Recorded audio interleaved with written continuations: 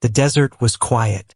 Hot wind moved across the sand, making small waves like an ocean. The sky above was bright and empty. Not a bird, not a plane, just silence and heat. A man walked slowly through this empty land. His name was Daniel Cross. He was a scavenger, someone who looked for old things, forgotten things. Sometimes he found old tech, sometimes just junk, but sometimes something strange. That day he felt something was different. His boots sank into the soft sand as he climbed a small dune. On the other side he saw something shiny, half buried in the sand. He stopped. It looked like metal, old, scratched and large. Maybe a cargo box? A military crate? Daniel walked closer, his hand on the grip of his small gun. You never knew what could be inside. The crate was strange. It didn't look like anything he had seen before. It had no locks, no handles, no labels. Just smooth black metal. It hummed slightly, like a machine still alive. Then he heard it. A voice, very soft, from inside the crate. Please, open please.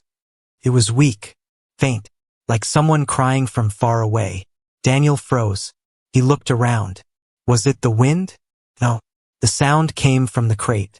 Again it spoke. Please, I'm trapped. Help me.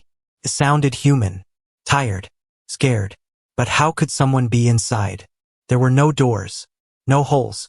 No way in. Daniel stepped closer. Carefully. He touched the surface. Cold. Suddenly the crate lit up. A thin blue line ran across the top. Then more lines appeared, like veins of light. A small screen showed one word. Touch. Daniel pulled his hand back. This wasn't normal. This wasn't human tech. At least not from now. He looked around again. The desert was still empty.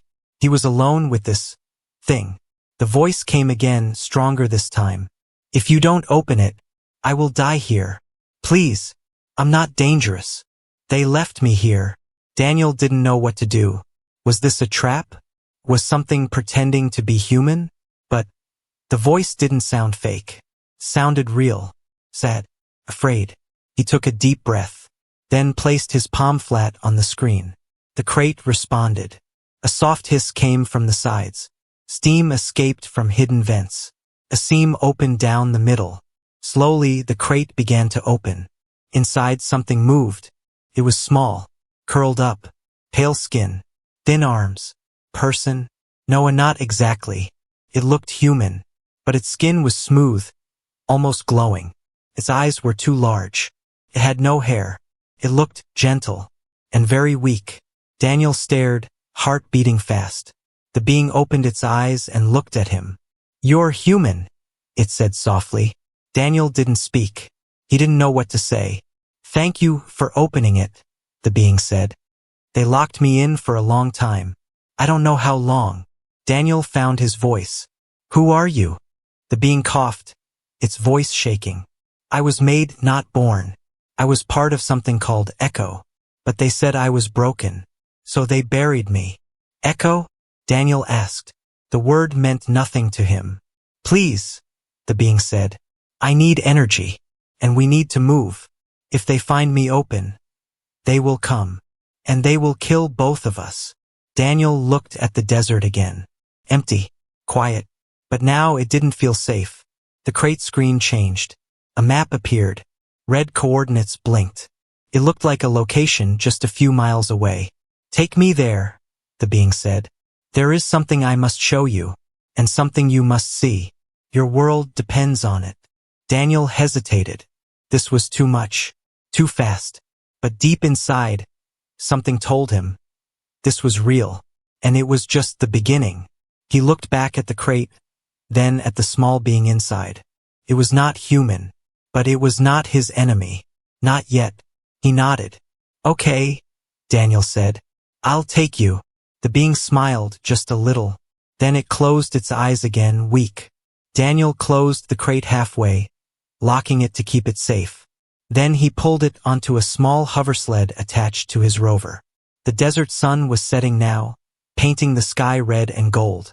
Daniel drove off toward the coordinates, unaware that something above, high in the sky, had just turned its attention toward him. Something not human, and very, very old. Darkness. Not the kind that comes at night. This was different. Heavy. Silent. The kind of darkness that remembers. Inside the sealed crate, the being lay still. Its breath was slow, almost invisible, but its mind was wide awake.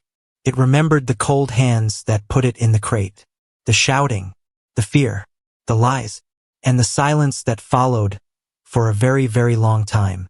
Outside, Daniel's rover sped across the desert.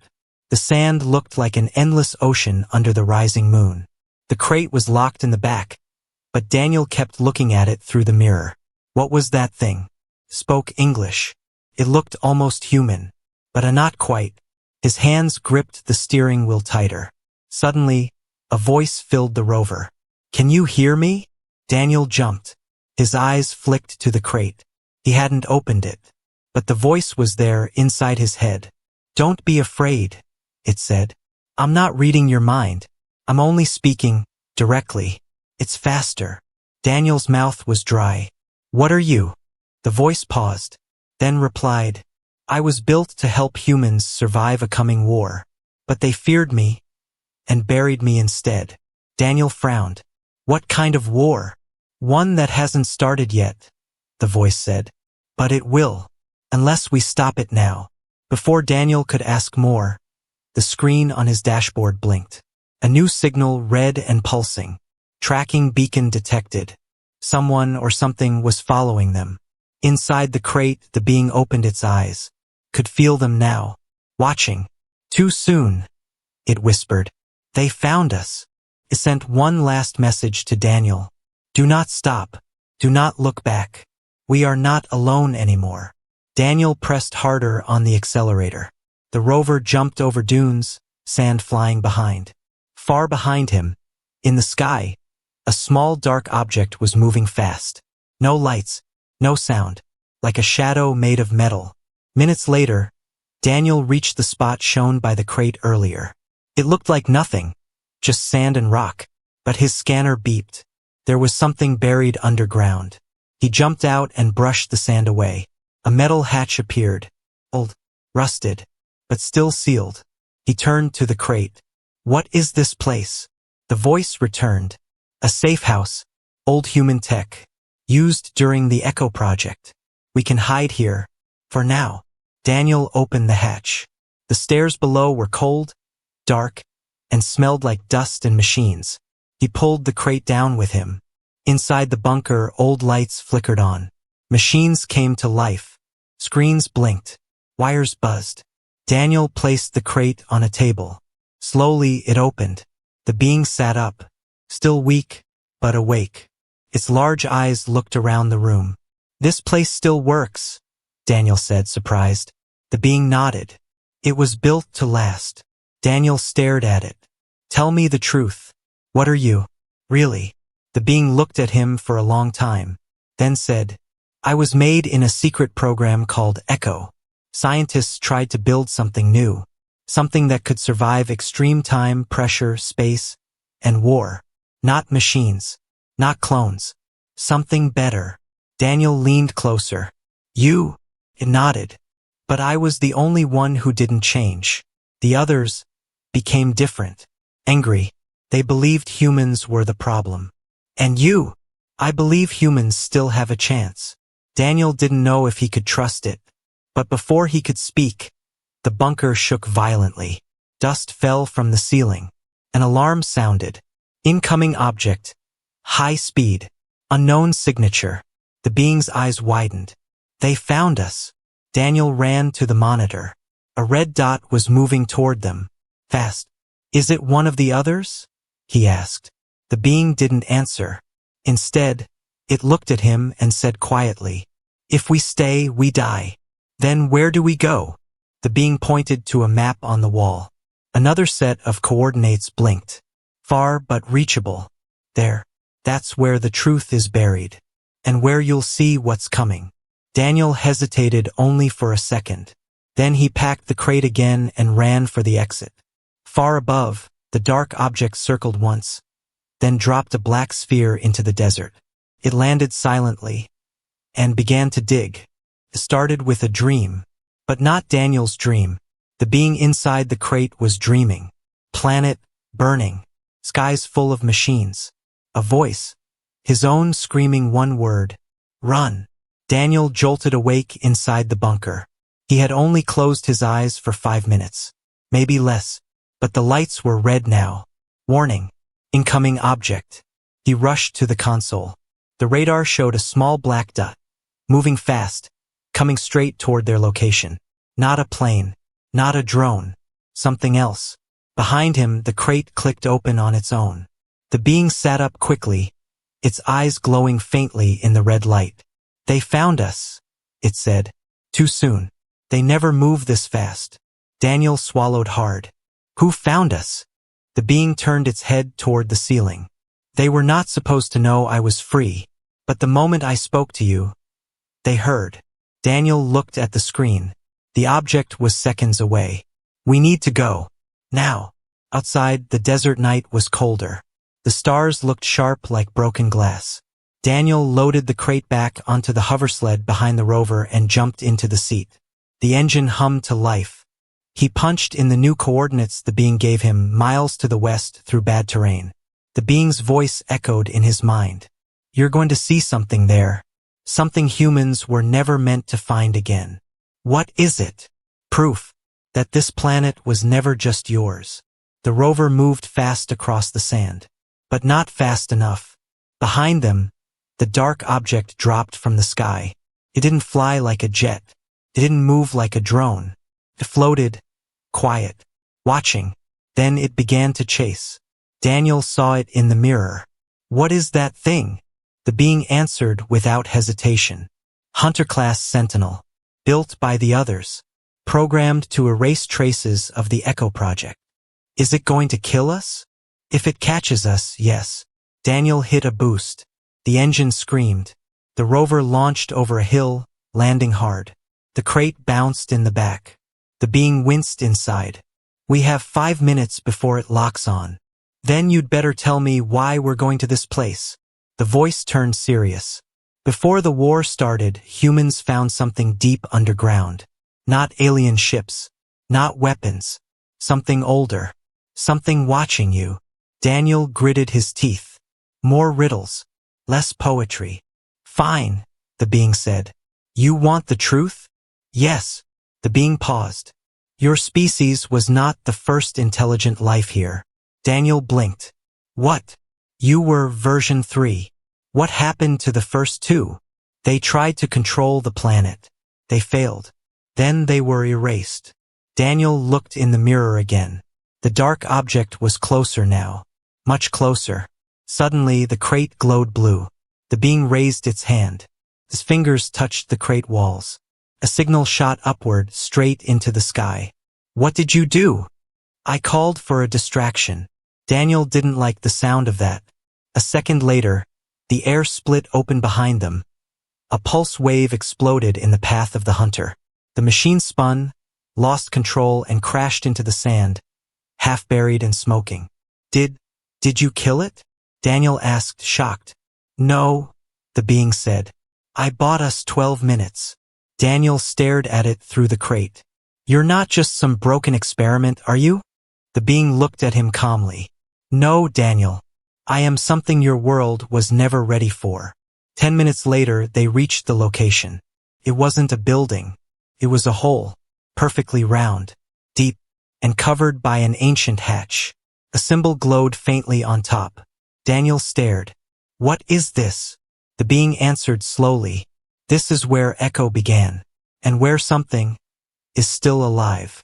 Daniel turned toward the crate. What do you mean, alive? The being's voice was low. Not like me, and not on your side. Before Daniel could respond, the ground shook. Dust fell from the rocks above. The being's eyes went wide. We're not alone down here. Daniel pulled out his flashlight. He stepped closer to the hatch. And then, something knocked from the other side. Once, twice. Then a voice, not human, whispered, "Open." The hatch remembered everything. It was not just metal. It was a lock, built by hands that no longer existed. Its purpose was clear, never open, but now it was awake again. Footsteps, voices, and then a human hand. Daniel stood over the ancient hatch, breathing heavily. The ground still trembled slightly. His flashlight flickered once, then steadied. The crate was behind him, pulsing with a faint blue glow. The voice from beneath had stopped, but something was down there, something aware. He turned to the being. Is this it? Is this the echo base? The being nodded slowly.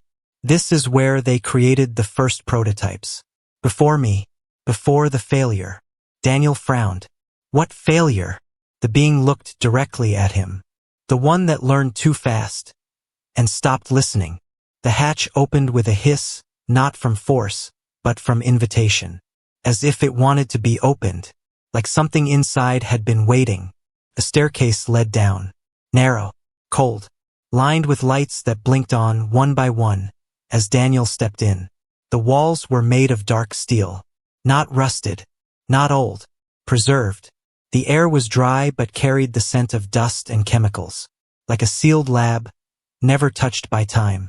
Deeper inside, the hallway split in two. To the left, a room labeled BIO storage. To the right, core memory. Daniel looked back. Which way? The being was now walking, slow but steady. The strength was returning. Pointed left. We go to storage first. You need to see what came before me. They entered the room. Rows of transparent pods lined the walls. Tall cylinders filled with cloudy liquid. Some were broken, others still sealed. Inside the pods were bodies. Humanoid, but wrong. Too tall, too thin. Some had eyes that wrapped around the sides of their heads. Others had no mouths, only gills. Daniel stared, disturbed. What are these? The being replied softly. Versions 1 through 4. I am version 5. The last. He stepped closer to a pod that was cracked. Why did they stop at you? Because I survived the longest, without turning. Daniel didn't like that word. Turning into what? The being looked at the broken pod. Something that hates you. Suddenly, a loud buzzing noise filled the room. A red light flashed above. Containment breach. Sector 3. Door override disabled. Daniel turned. What now? The being's face grew serious. We are not alone down here. Back in the main hall, the right corridor, the one marked core memory, slowly opened. From the darkness beyond, something moved. Not loud, not fast, but watching. Daniel and the being entered a control room connected to biostorage. Dozens of monitors lit up. Old camera feeds. Most were static. But one screen showed a clear image. A dark, humanoid figure, standing in the corridor, staring at the camera. It was not human, but it used to be. Daniel pointed. That's one of them? The being nodded. That is version 3. It escaped destruction. It's been waiting. Daniel swallowed. Waiting for what? The being looked him in the eye. You. The power flickered. Then the room shook. The hallway behind them went completely dark. Daniel pulled his flashlight up just as the crate behind them, still partially open, slammed shut on its own. The being froze. He's close. Who? The echo that never slept. Suddenly, one of the pods in the storage room shattered. Glass hit the floor. Liquid poured out. The body inside was gone, but the alarm had not gone off. Daniel whispered, How did it get out? The being whispered back, It was never really in. Daniel backed toward the hallway, his eyes wide. A soft sound echoed, like metal fingers scratching the wall. Closer, closer, then silence. Daniel turned fast, pointing his flashlight. Nothing. Then behind him, a breath on his neck. He spun. Still, nothing. But now, on one of the nearby walls, written in wet black marks, were 3 words. Not done yet. Daniel and the being moved quickly. No more searching. Just survival now. They ran toward the core memory room, sealing doors behind them. The being placed its hand on a scanner. The mainframe came online. Ancient text glowed. Project Echo. Files secured. Ready for human link. Daniel stared. What does that mean? It means, the being said, you're not just a scavenger anymore. You're the last key. Behind the sealed door, something pounded once. Then again. Harder. The lights flickered. The being turned to Daniel. If we die here, the past wins. If we survive, you'll learn what Echo was really for.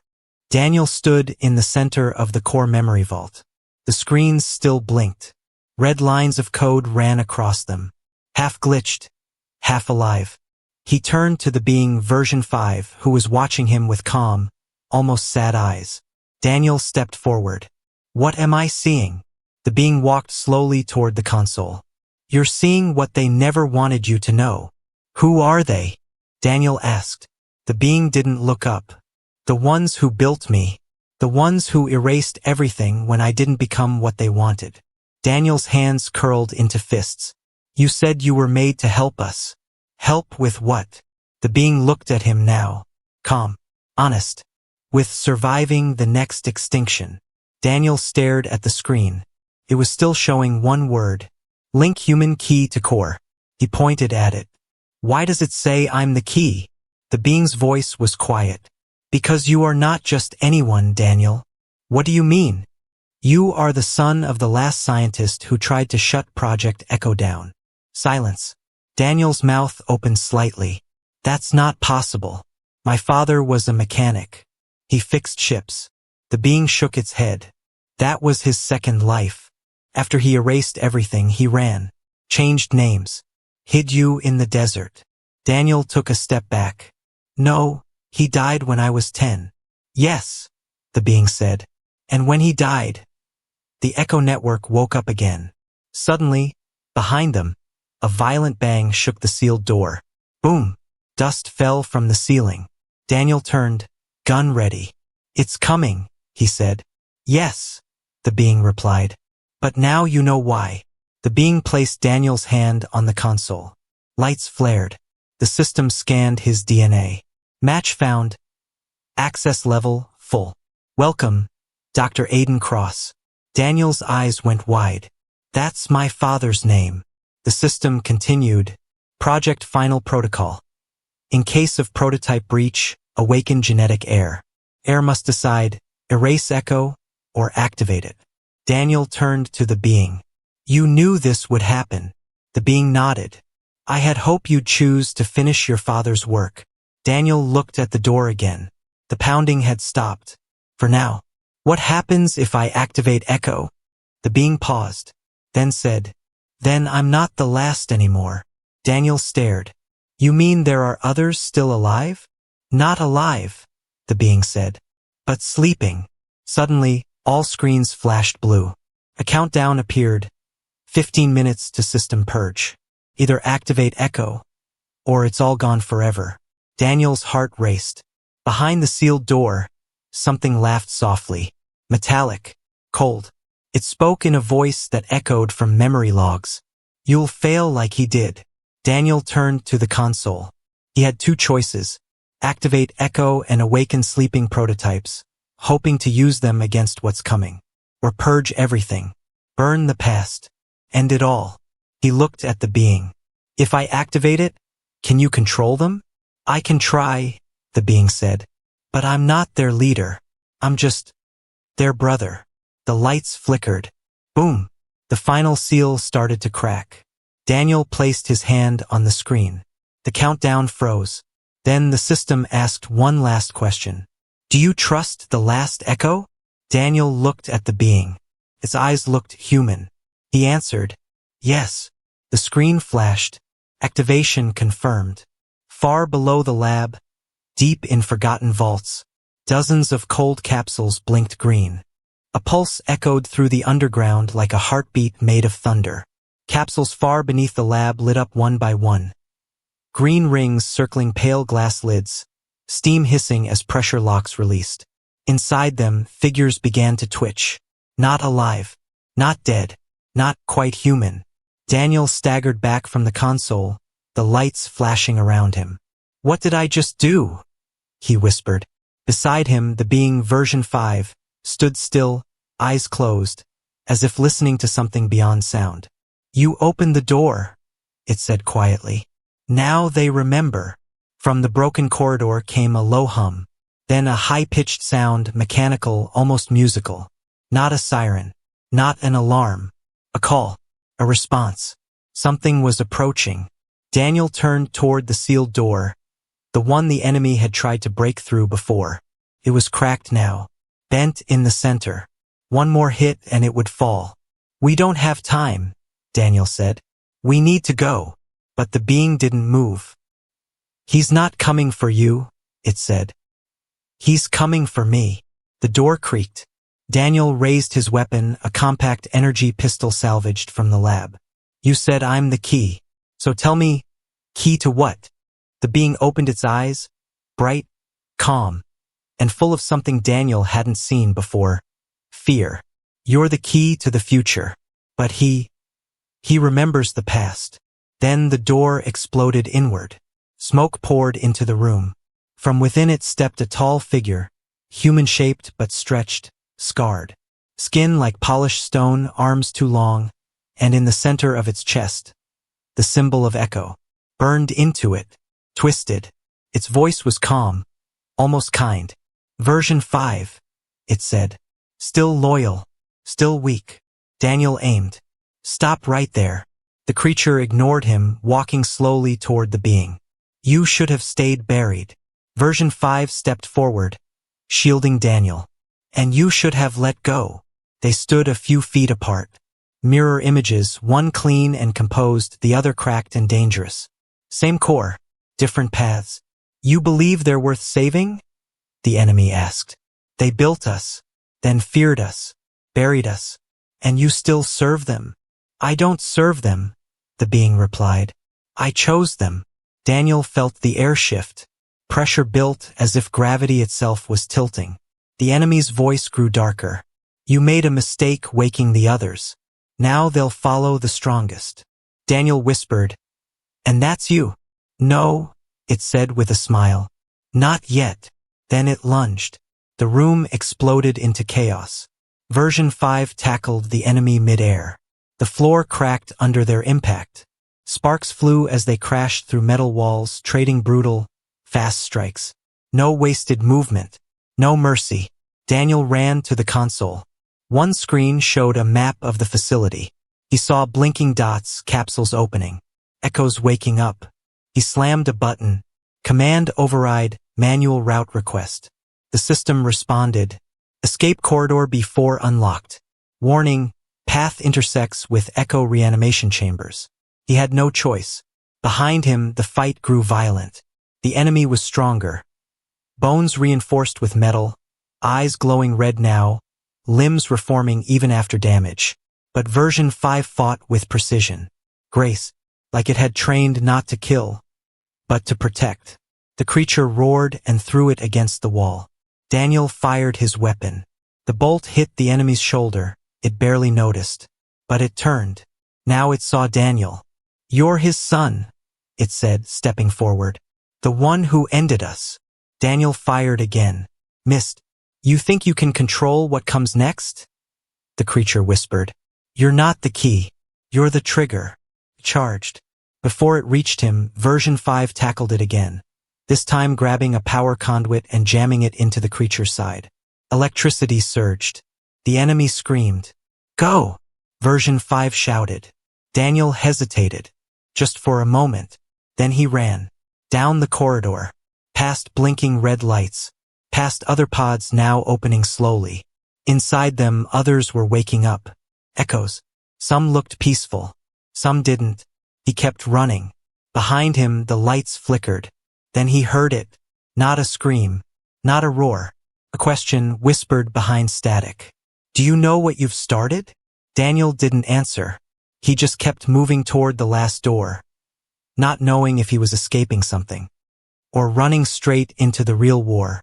Dark water. Daniel was standing in it, up to his knees. Still, black, endless in all directions. Above him, stars.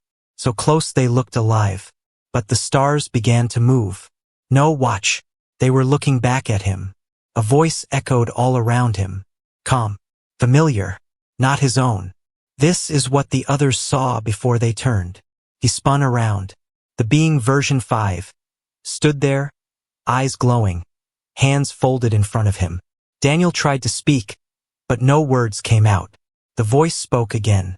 They saw too much, too fast, and they broke. Then the stars blinked out, one by one, until there was only silence, and the sound of something breathing in the dark. Daniel woke up screaming. His face was covered in dust and sweat. He had collapsed in a narrow tunnel, lights flickering overhead, alarms still echoing through the old base. A hand gripped his shoulder. Not human, but not hostile. Version 5 helped him up. Blood dark and thick, leaked from a crack near its ribs. The fight had left deep marks. The others are waking up, the being said. They're listening, but they're not sure what to follow yet. Daniel looked down the corridor. A doorway ahead had opened. Beyond it, the last chamber, a circular platform, a sky-facing lift, and on the walls, dozens of echo eyes watching. Some awake, some judging, some afraid. Version 5 walked ahead slowly. Inside this chamber is the final switch. The moment your hand touches it, the network decides. Decides what? Daniel asked. If you are the end of Echo, the being said, pausing, or its beginning. The chamber was huge. White floors, silver walls, all smooth and glowing, like the inside of a machine's dream. In the center was a pedestal. Simple, clean, waiting. Daniel stepped forward. Then he stopped. On the other side of the platform stood the enemy. Version 3, still alive, burned, but standing tall, silent, with his red eyes locked on Daniel. I told you, he said coldly. You're not the key. You're the virus. Daniel raised his weapon. I'm the future, Version 3 hissed. You're just a repeat of failure. Daniel didn't shoot. Instead, he stepped closer to the pedestal. Version 3 lunged, but Version 5 was faster. He slammed into his brother midair again. This time, they did not fight like machines. They fought like something ancient and angry. Brothers, enemies, reflections. Daniel ran. His hand touched the pedestal. The floor beneath him lit up, like lightning across water. Suddenly, silence. Then hundreds of voices in his head. Echoes. Old ones.